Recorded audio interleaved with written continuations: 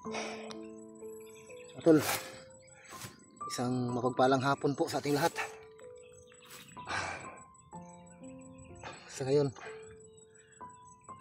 patuloy pa rin ako sa paghanap ng aking mga kasama. Yung baril ko pong dala, itinago ko mga tol kasi naubusan na ng bala. Dami ko kasing kalaban kahapon, mga bandido. Kaya madali naubos yung bala na dala ko. Kaya tinapon ko na lang. Binaon ko sa lupa yung baril. Kung sakaling makita ng mga ibang bandido, pag may dumaan hindi nila makikita. Binaon ko po sa lupa yung dala kong baril. Kasi wala na yung wala nang bala. So, ang gagawin ko po ngayon ay kung sakaling may bandido ako masagupa, pipilitin ko makaagaw ako ng baril.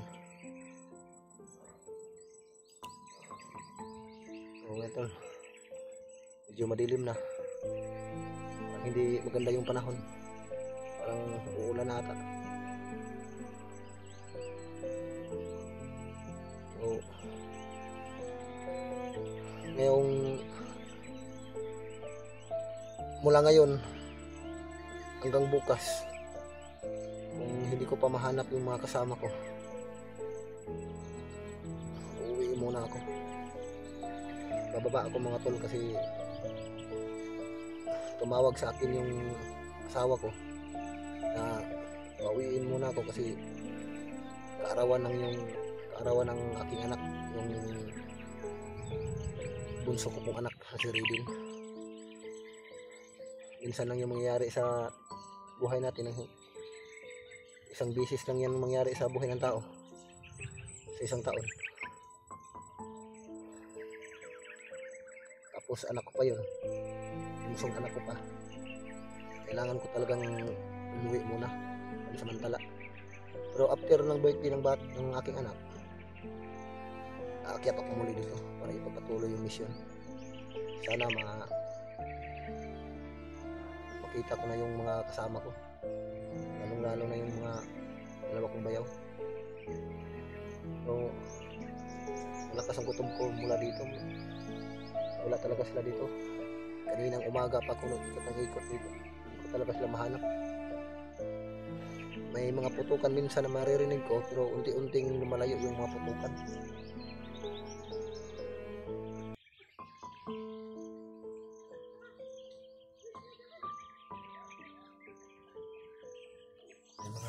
Narinig ako sigawan. Ang mga kalaban ito.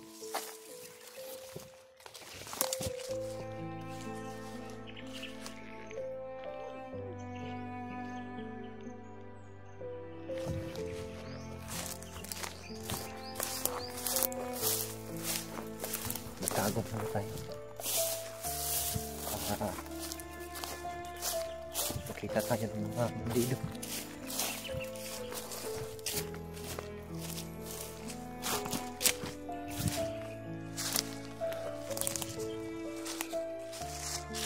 Daan dito mga tol, paibaba. Yun o, taas.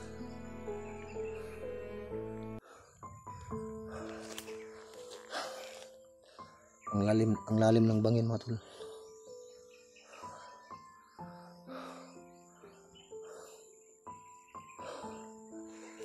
So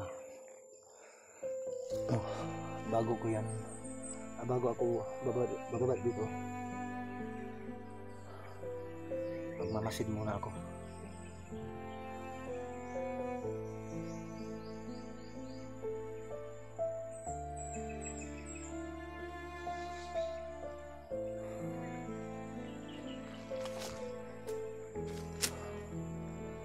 Madilim na yung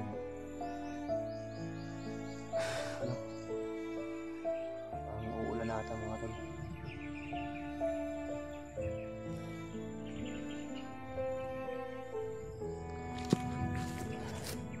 Daanan pala ito mga tol. Oo, delikado dito. bangin na yun, oh. Punta doon, oh.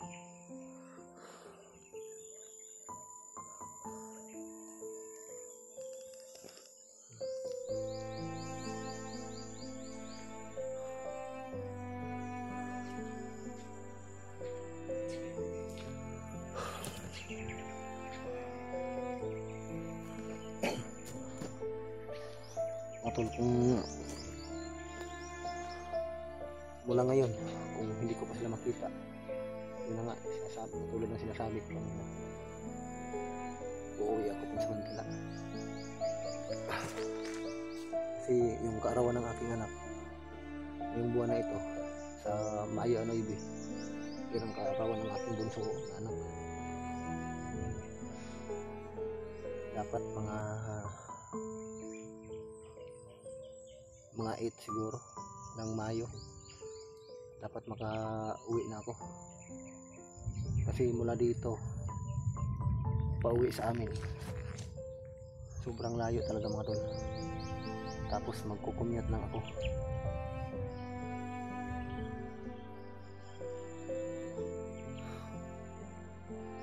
Pero babalik naman ako kaagad after ng birthday ng anak ko.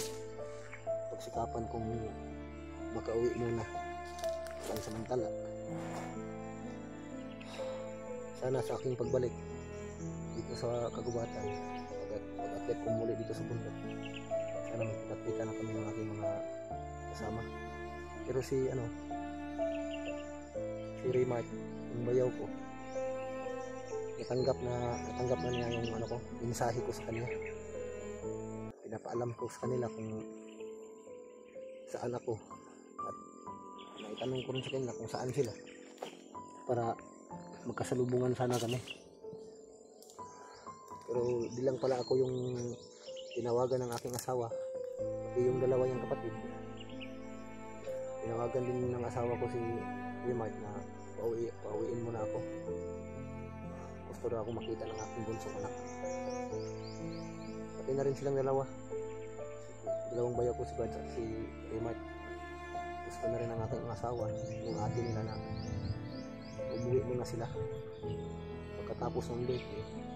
Nasa sa amin na daw yun kung aakyat ko kami dito muli sa kagubatan.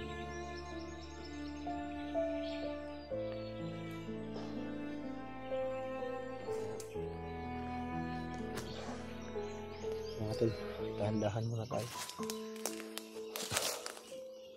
Alis ako dito sa area na to. Maghanap ako ng area na hindi ko mapagtaguan, mapagpahingahan, habang hinahanap ko pa yung mga kasama ko.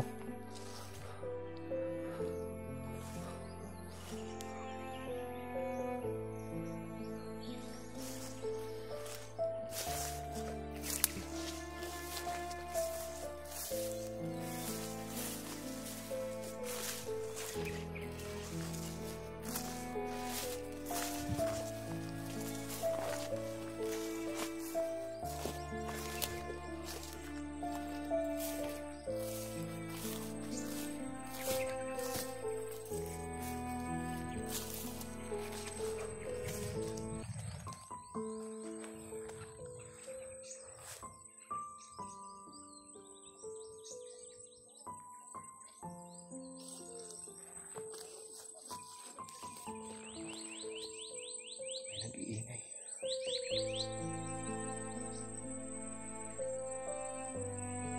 Parang dito sila dito. Ito rin.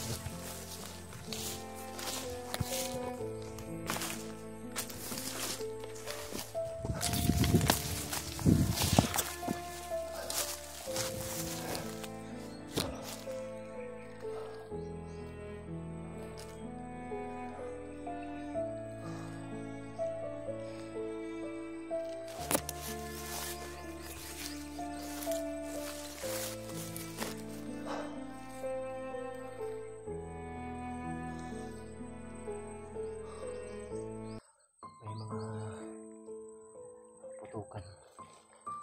So mula dito malayo pa.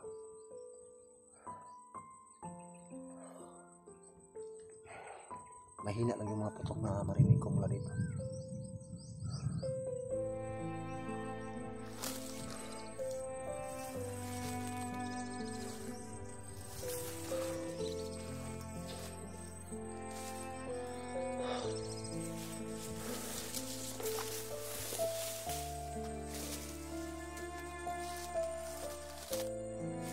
May daan pala dito pa ibaba.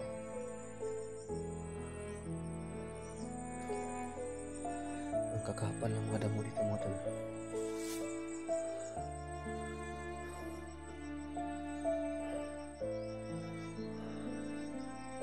Maganda siguro dito kung dito lang muna ako magpapahinga.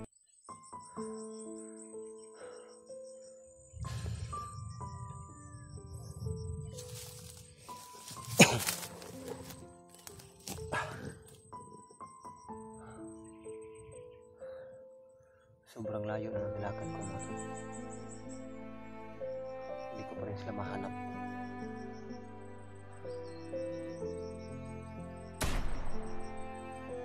May mga putukan banda doon sa bandang kaliwa ko, pero mahihina yung mga putok.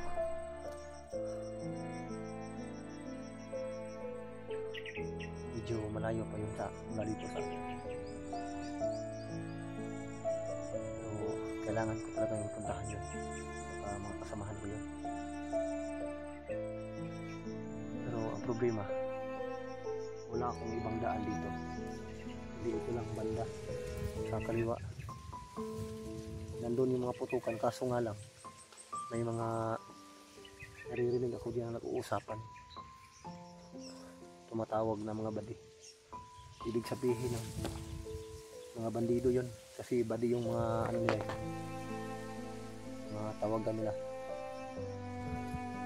Yung tawag nila sa isa't isa badi. So mga bandido yun. Yun kasi yung mga tawagan nila. Malapit lang mula dito sa akin mga tol. Kaya kailangan ko talagang mag-ingat at magmasid muna bago ako aalis dito. Mahalata nila ako.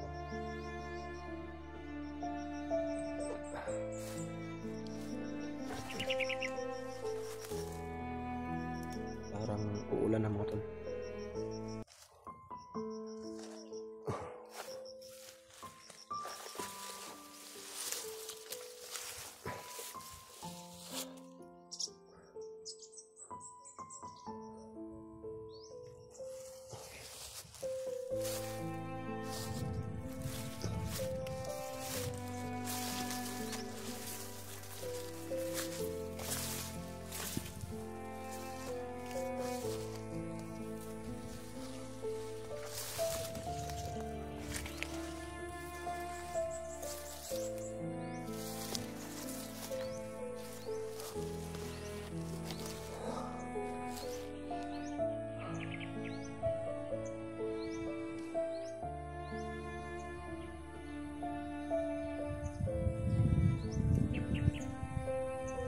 Talagang kagabihin ako nito.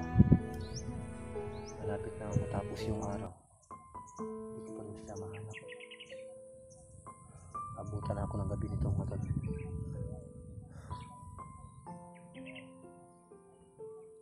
Basta ngayong araw na ito hanggang bukas, kung hindi ko pa sila makita, uuwi muna ako sa Mandala. Bababa ako mga tol para sa kaarawan ng aking anak.